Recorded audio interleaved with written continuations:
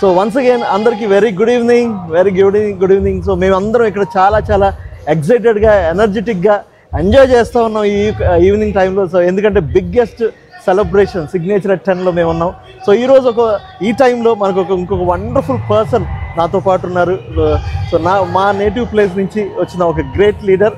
So ఎంతోమంది యూత్ని inspire చేస్తూ సో వాళ్ళని లీడర్స్గా తయారు చేస్తున్న ఒక wonderful person. So executive purple diamond Pavan Kumar sir మనతో ఉన్నారు. So very good evening sir. Thank you so much Deepak. Hearty welcome.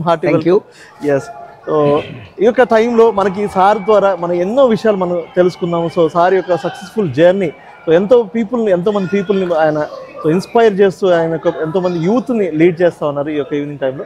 So ఆ విషయాలు మనం తెలుసుకుందాం. సో ముందుగా ఈ యొక్క ఈవినింగ్ టైంలో మీరు ఇండస్ట్రీ జర్నీ స్టార్ట్ చేసిన తర్వాత సో ఎంతోమంది పీపుల్ని మీరు ఇన్స్పైర్ చేస్తున్నారు. సో వీటన్నిటికీ మీరు బ్యాక్గ్రౌండ్ అంటే ఫస్ట్ మీరు వేరే కెరీర్లో ఉన్నారు. సో నెక్స్ట్ ఇండస్ట్రీ స్టార్ట్ చేశారు, డైరెక్ట్ సెల్లింగ్లోకి వచ్చారు. సో మీ జర్నీ స్టార్టింగ్ ఎలా అయింది ఇవన్నీ? So around 7 years 6 months back కేవీఎన్జీ నాకు ఈ ప్లాన్ ప్రజెంటేషన్ చెప్పారు. అరౌండ్ ఈవినింగ్ 11:30 ఆ టైంలో ఒక స్పెషల్ ఇన్విటేషన్ నాకు.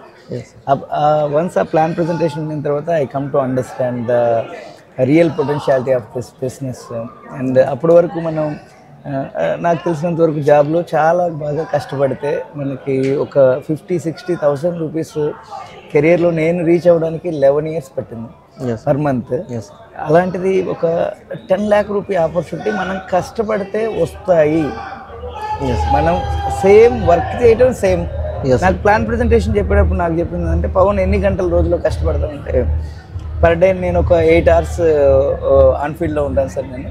సో ఆ 8 hours సేమ్ 8 hours ఇక్కడ కూడా కష్టపడాలని చెప్పారు. సో నేను కష్టపడటం అంటే సార్ నాది మార్కెటింగ్ జాబ్, ఇక్కడ కూడా మార్కెటింగ్ సార్. నేను పీపుల్తో డీల్ చేసేది, ఇక్కడ కూడా పీపుల్తోనే డీల్ చేయి. నువ్వు ఏదైతే పని చేస్తున్నావు అదే పని చేయి. ఇక్కడ ఆపర్చునిటీ చాలా పెద్దది, ఒక 10 lakh రూపీ ఆపర్చునిటీ ఉంది. And it is a business opportunity, not a job. And you will have freedom, you will no more boss. ఇవన్నీ నాకు షేర్ చేసినప్పుడు I was super excited. See as a employee ఒక పెద్ద task ఏంటంటే first boss, time to time work, and మన స్కిల్స్ని 100% apply చేసుకునే platform ఎంప్లాయ్మెంట్లో ఉండదు. సో ఎంప్లాయ్మెంట్లో కొన్ని బౌండరీస్ ఉంటాయి. మన స్థాయి వరకే మనం మాట్లాడాలి, మన స్థాయి వరకే మన ఐడియాస్ షేర్ చేయాలి. Even you are a good performer, people మనకంటే చిన్న మైండ్ సెట్స్ ఉండే వాళ్ళు ఎవరైనా కానీ మన సుపీరియర్గా ఉంటే you will never go. So ఇవన్నీ ఉండే ఛాలెంజెస్. ఇక్కడ ఒక బాస్ లేడు అనే మ్యాటర్ నాకు రీచ్ అవ్వడమే నాకు చాలా పెద్దగా అనిపించింది. అండ్ నేను జాబ్లో సక్సెస్ అవ్వలేక ఈ బిజినెస్ రాలేదు సార్. నేను జాబ్లో చాలా సక్సెస్ఫుల్, అరౌండ్ 8 years నేను టాప్ ఇన్ ద బ్యాచ్లో ఉన్నాను అవుట్ ఆఫ్ 11 years.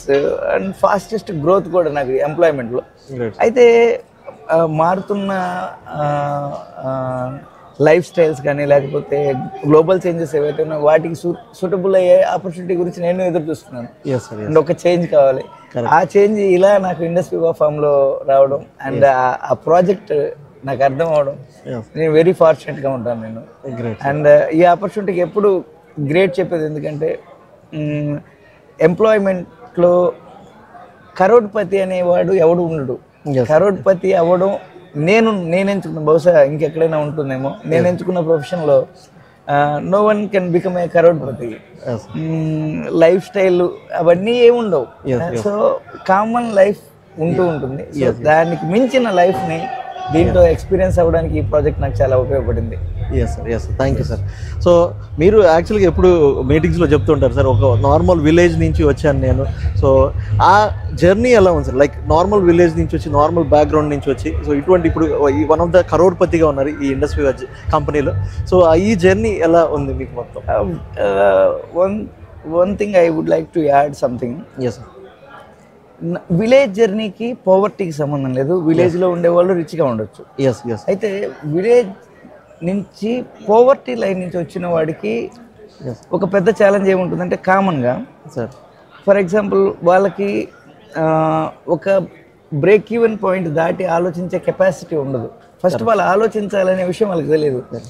లైక్ ఒక స్మాల్ ఎలిఫెంట్, బేబీ ఎలిఫెంట్ని చిన్నప్పుడు ఎలా అయితే ఒక పెద్ద రోప్ పెట్టి కట్టేసి పెద్ద ట్రీకి అలా కట్టేస్తారు. ఆ తర్వాత కొన్ని రోజుల తర్వాత దానికి చిన్న చైన్ పెట్టి కడతారు. అది చాలా పెద్ద జైంట్ యానిమల్ అది, కానీ చిన్న చైన్ పెట్టి దాన్ని టై చేసి ఉంటారు.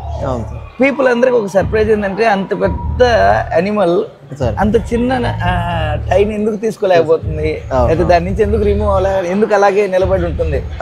The same way village poverty line నుంచి వచ్చిన ఎవరికైనా కానీ ఉండేది అంటే ఇంతకంటే ఎక్కువ ఆలోచించకూడదు అనే ఒక పరిధి ఉంటుంది. బహుశా వాళ్ళ బాటప్ అయి ఉండొచ్చు, వాళ్ళ ఫ్యామిలీ బ్యాక్గ్రౌండ్ అయ్యొచ్చు, చాలా రోజుల నుంచి ఆ పవర్టీ లైన్ లో నలిగిపోయి ఉండొచ్చు. వీటన్నిటి వల్ల అసలు పెద్దగా ఆలోచించాలని ఒక థాట్ రాదు. ఆలోచించినా కానీ ఈ సొసైటీ యాక్సెప్ట్ చేయదు. వీటిని బ్రేక్ చేసే ఇలాంటి ఆపర్చునిటీ ఇండస్ట్రీ అని ప్రూవ్ చేయాలని నేను అనుకున్నాను. ఎందుకంటే నేను ఆ లైన్ నుంచి వచ్చాను. నాకు అదొకటి అనిపించింది. అంతకుముందు పెద్దగా ఆలోచించే అవకాశం, ఆలోచన నాకు వచ్చినా కానీ పెద్దగా ఆలోచించిన విధానాన్ని బట్టి మనం గ్రో అయ్యాలంటే అవకాశం లేదు. ఇండస్ట్రీ నాకు ఆ ప్లాట్ఫామ్ ఇచ్చింది. దానివల్ల industry made me crorepati. So ఒక కామన్ లైఫ్ నుంచి ఎక్స్ట్రాడనరీ అవ్వచ్చు అని ప్రూవ్ చేసుకోవడానికి నేను ఎతుకుతున్న ఒక great platform industry. Thank you so much. So మీరు ఎప్పుడు చాలా విషయాలు, చాలా మీటింగ్స్లో కానీ మీరు చెప్పే విషయం ఏంటంటే, సో ఈ రోజుల్లో వన్ ఆఫ్ ద చాలా డైరెక్ట్ సెల్లింగ్ కంపెనీస్ ఉన్నాయి. సో ఆ డైరెక్ట్ సెల్లింగ్ కంపెనీస్లో ఇండస్ట్రీ ఎలా బెస్ట్ అని మీరు చెప్పగలరు?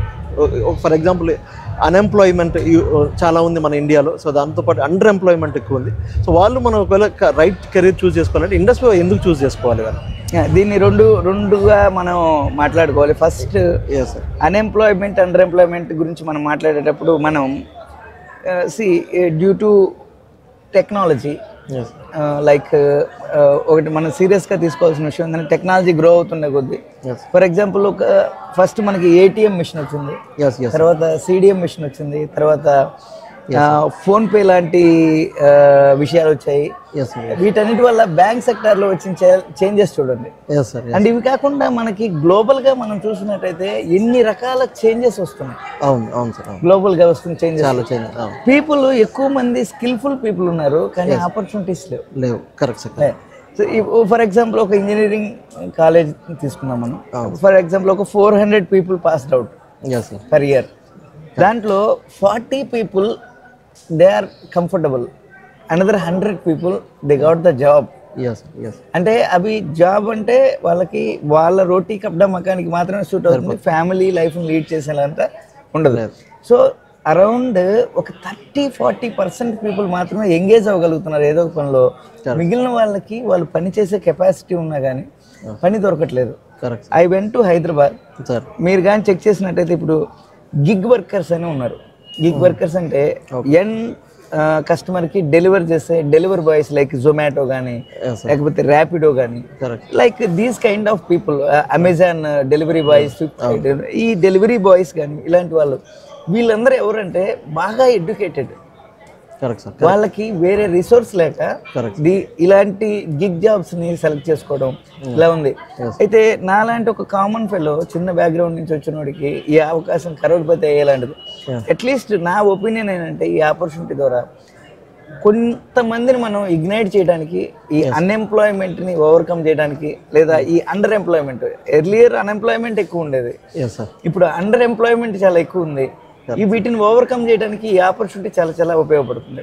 అండ్ ఏదైనా మనం ఒక ఆపర్చునిటీని మనం పీపుల్కి షేర్ చేయాలి అంటే, లైక్ పీపుల్ ట్రస్ట్ చేయాలంటే it should be a valid economic activity.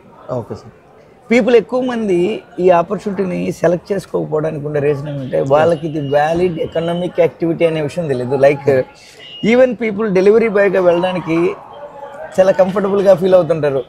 ఎందుకంటే maybe it is a stable business అనేది వాళ్ళు, స్టేబుల్ జాబ్ అనేది వాళ్ళ ఫీలింగ్, లాంగ్ టైంలో ఉంటుంది అనేది వాళ్ళ feeling. But we should understand one very important thing, direct selling is the valid economic activity. అది పీపుల్కి ఏ మీడియా చెప్పదు. అప్పుడు దాన్ని మనలాంటి ప్రూవ్ చేసిన వాళ్ళు మాత్రమే చెప్పాలి. ప్రూవ్ చేసిన వాళ్ళు మాత్రమే కొత్త జనరేషన్కి it is a valid economic activity. Indian direct selling rules కానీ, లేదా కన్సూమర్ కన్జ్యూమర్ అఫైర్స్ రిలీజ్ చేసిన గెజిట్ కానీ లేకపోతే రూల్స్ కానీ yes sir ఇలాంటి విషయాలన్నింటినీ పీపుల్కి అవేర్నెస్ క్రియేట్ చేయడం ద్వారా మనం ఈ ఇండస్ట్రీని ఇలాంటి అన్ఎంప్లాయ్మెంట్ పీపుల్కి పెనిట్రేట్ చేయొచ్చు. మీరు అడిగిన ఇంకో పెద్ద ప్రశ్న ఇండస్ వివానే ఎందుకు? కరెక్ట్ మీరు అన్నది 100% రైట్. ఇండస్ వివా ఇప్పుడు నేను చెప్పిన వ్యాలిడ్ ఎకనామిక్ యాక్టివిటీలో నెంబర్ 1 పార్ట్. ఒక ఆపర్చునిటీని మనం ఒక జనరేషన్కి మనం పాస్ చేసేటప్పుడు మనం we have to understand one thing, it should be viable and it should be sustainable. Viable means ఇప్పుడు మనం చేస్తున్న పని ఏదైతే ఉందో ఆ పనికి మన ఏజ్కి మనం ఇన్వెస్ట్ చేస్తున్న టైంకి సరిపోయేలాంటి ప్రాఫిట్ నాట్ వేజెస్, ప్రాఫిట్ వస్తూ ఉంటే అది వైబుల్. కరెంట్ సిచ్యువేషన్ సరిపోయేలా మన సొసైటీలో ఒక ఆంటర్ప్రెన్యూర్గా మనం ఒక ఆపర్చునిటీని సెలెక్ట్ చేసుకునేటప్పుడు ఆ ఆంటర్ప్రెన్యూరల్ ఆపర్చునిటీ ఏదైతే ఈక్వల్ ఆంటర్ప్రెన్యూర్ లేయర్లో ఉంటారో వాళ్ళ లాంటి ప్రాఫిట్స్ వచ్చే కెపాసిటీ ఉన్న ఆపర్చునిటీ అయి ఉండాలి. That is viable. ఇప్పుడు ఈ ఆపర్చునిటీ వైబిలిటీ ఎందుకంటే మనకి ఇప్పుడు ఇండియాలో డయాబెటిక్ పాపులేషన్ ఉన్నారు అండ్ ఇండియాలో many number of the challenges face చేస్తున్నారు. And we're into the sales industry, we're into the wellness industry, we're into the health care industry. So ఈ market potentiality దృష్ట్యా మనం ఈ ఇండస్ట్రీని మనం ఇలాంటి కొత్త వాళ్ళకి ప్రొవైడ్ చేసినప్పుడు ఇండస్ట్రీ లాంటి ఆపర్చునిటీ వైబిలిటీ ఉంటుంది. ఎందుకంటే వాళ్ళు స్టార్టప్ లాగా కష్టపడాల్సిన నెసెసిటీ లేకుండా మార్కెట్లో రెడీమేడ్గా ఉండే opportunity industry. And one more very important thing, first 10 years complete అయిపోయింది. ఎవ్రీడే టైం టెస్టెడ్ లాగా ఇది క్లినికల్లీ టెస్టెడ్ అయి ఉండాలి, వ్యాలిడేటెడ్ అయి ఉండాలి అండ్ ప్రూవెన్ అయి ఉండాలి. ప్రతిరోజు వాళ్ళ హెల్త్ నీడ్స్కి రీచ్ అవుతూ ఉండాలి. అటువంటి ఆర్గనైజేషన్ కాబట్టి ఖచ్చితంగా నేను ఈ ఇండస్ట్రీని లేకపోతే ఇండస్ట్రీ అని మోర్ నెంబర్ ఆఫ్ ద పీపుల్కి చెప్పాలనుకున్నాను. రెండోది సస్టైనబిలిటీ. వాళ్ళ లైఫ్ టైం ఈ బిజినెస్ని బిల్డ్ చేయాలి అండ్ లైఫ్ టైం వాళ్ళకి ఇన్కమ్ వస్తూ ఉండాలి. వాళ్ళకి కష్టపడడానికి రెడీగా ఉన్నా కానీ చాలా మందికి అవకాశం ఒక స్థాయి వరకే ఉంటుంది. ఈ ఆపర్చునిటీలో ఎన్ని రోజులు డయాబెటిక్ పాపులేషన్ భూమి మీద ఉంటారో అన్ని రోజులు ఇండస్ట్రీ పనిచేస్తుంది. ఎన్ని రోజులు హెల్త్ కేర్ని తీసుకునే వాళ్ళు భూ ప్రపంచం మీద మనుషులు ఉంటారు అన్ని రోజులు మన ప్రొడక్ట్స్ పనిచేస్తే అండ్ గ్లోబల్ స్టాండర్డ్ ప్రొడక్ట్స్ మనం క్రియేట్ చేస్తున్నాము.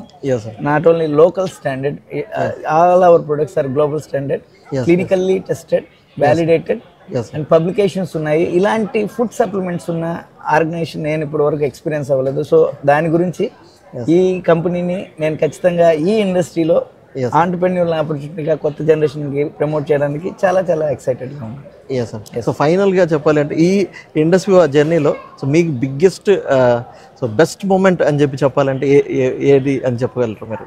Final definitely crorepati. Super sir. It is a impossible task, like A person from ఇండియాలో కానీ ఎక్కడైనా కానీ ఈ సొసైటీలో ఈ ప్లానెట్లో ఇందాక నేను చెప్పినట్టుగా ఫింగర్స్ మీద లెక్క పెట్టచ్చు. వాడెవడో ఒకడు అయ్యాడు, వాడెవడో ఎంప్లాయీగా ఎవరు మోస్ట్ సక్సెస్ఫుల్ పర్సన్ అని అడిగితే మనం అందరూ సత్యనారాయణలా సుందర పిచ్చయ్య చెప్తారు. Correct sir. నా ఒపీనియన్ ఏంటంటే ఎంప్లాయీగా వాళ్ళిద్దరే సక్సెస్ అయ్యారు. ప్రతి సంవత్సరం అరౌండ్ 40,000 పీపుల్ ఐటీలో పాస్ అవుట్ అయ్యి కాలేజెస్ నుంచి బయటకు వస్తున్నారు. 40,000 అరౌండ్ 15-16 years నుంచి ఇది చాలా పెద్ద భూమిలో ఉన్న ఒక industry, I mean IT sector. But people ఎవరు దాంట్లో సక్సెస్ అయినట్టుగా ఎవరు అనౌన్స్మెంట్ లేదు అండ్ బిలియనీర్ ఇప్పటికీ లేడు. నా ఒపీనియన్ ఏంటంటే నేను మాత్రమే సక్సెస్ అయ్యే ఇండస్ట్రీ నాకొద్దు.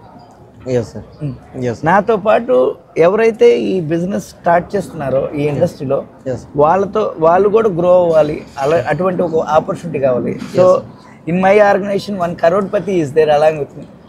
నాతో పాటు ఒక కరోడ్పతి ఉన్నారు, ఒక 85 lakhs తీసుకున్న వాళ్ళు ఉన్నారు, 50 lakhs అండ్ అబోవ్ ఆన్ చేసిన వాళ్ళు మోర్ దాన్ 7 people ఉన్నారు మన ఆర్గనైజేషన్లో.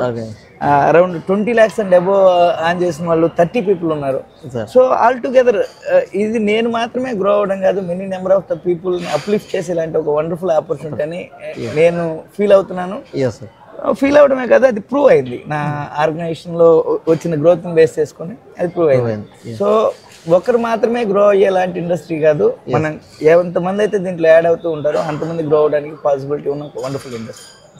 Thank you sir, thank you so much. మాకు ఎన్నో విషయాలు ఈ యొక్క ఈవినింగ్ టైంలో మీరు షేర్ చేసినందుకు, సో ఇండస్ట్రీ ఆపర్చునిటీ గురించి, డైరెక్ట్ సెల్లింగ్ గురించి మాకు చెప్పినందుకు థ్యాంక్ యూ సో మచ్.